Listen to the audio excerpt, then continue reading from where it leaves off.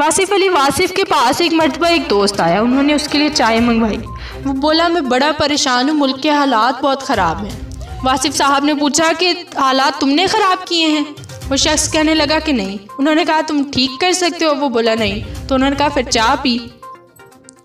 یعنی ہم نے صرف فضول کی ٹینشن اور پریشانیاں پالی ہوئی ہیں کہ نواز شریف کے لیے گردن کٹانی ہے, بینظیر کے لیے لڑ مر جانا ہے, عمران خان پر تنقید کرنی ہے, سوشل میڈیا پر جنگیں لڑنی ہیں اور پی ٹی آئی کا دفاع کرنا ہے. اس کو تو بیگانی شادی میں عبداللہ دیوانہ ہی کہہ سکتے ہیں. میں کہوں نا تو عوام کو صرف اپنی روٹی سے غرض ہونی چاہیے. السلام علیکم, میں ہوں آپ کی میزبان نگینہ شفقت اور آپ دیکھ رہے ہیں لوکل ویوز ٹی وی. ناظرین, لڑائی جھگڑے, مار کٹائی اور ڈانٹ پیٹ سے ہم سب کو جتنا دور رہنا چاہیے ہم اتنا ہی ان مواقعوں کی تلاش میں رہتے ہیں. اگرچہ روزمرہ زندگی میں ان مسائل کو نظر انداز کر کے ہنسی خوشی رہا جا سکتا ہے, لیکن یہ بھی حقیقت ہے کہ کچھ لوگوں کو بات کا پتنگر بنانے میں بہت مزہ آتا ہے.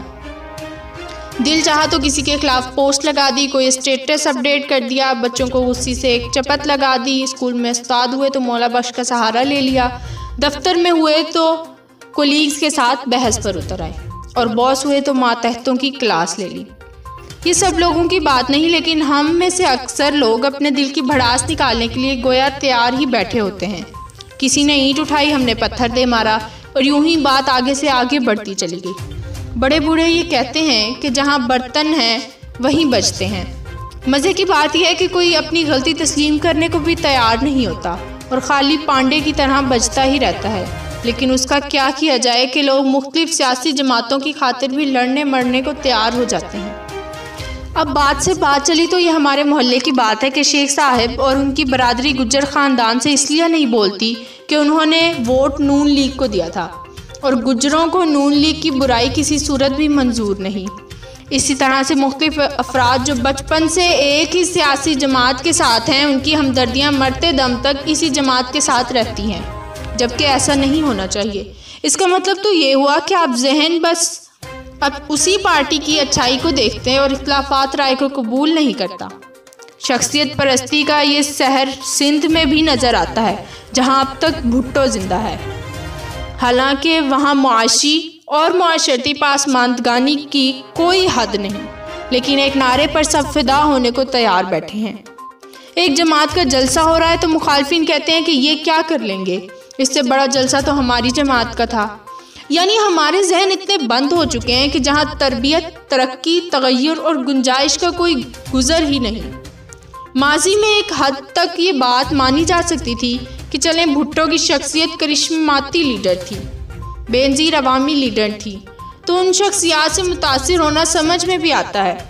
لیکن اب جب سیاسی قیادت کا فقدان نظر آتا ہے, ایک طرف ایک جماعت زبردستی اپنے نااہل وارثان کو سیاست کا وارث بنانے کے لیے بھی ایڑی چوٹی کا زور لگا رہی ہے, تو دوسری جانب دوسری جماعتیں بھی پیچھے نہیں, اور انہیں وزارتوں کے حصول کا چسکا لگا ہوا ہے. اب سوال صرف اتنا ہے کہ عوام کو ان کے اقتدار میں رہنے یا جانے سے کیا فائدہ ہے؟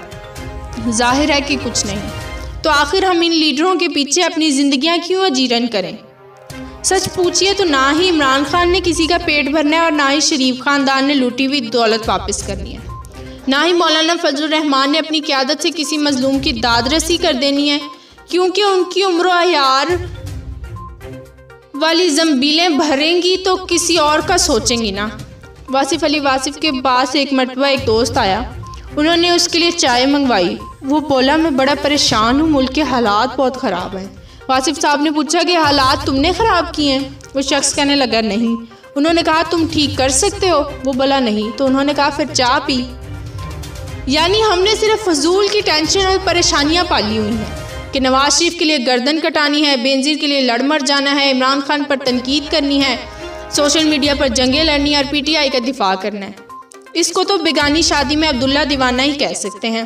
عوام کو صرف اپنی روٹی سے غرض ہوتی ہے. یہاں کوئی حکمران آ جائے, ہونی وہی مہنگائی, وہی بے روزگاری, وہی پریشانی اور وہی اذیت ہے.